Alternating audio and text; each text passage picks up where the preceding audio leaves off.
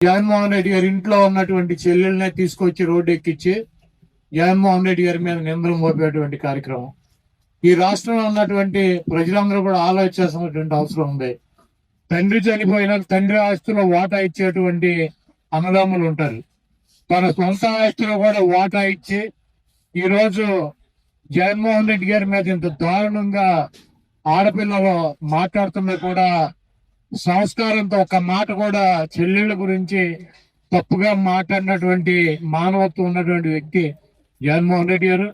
ఆయన మనం చూసాము, ఎప్పుడు కూడా దేవుడు ఉన్నాడు, ప్రజలు ఉన్నారని చెప్పి ఆయన చెప్తాడు.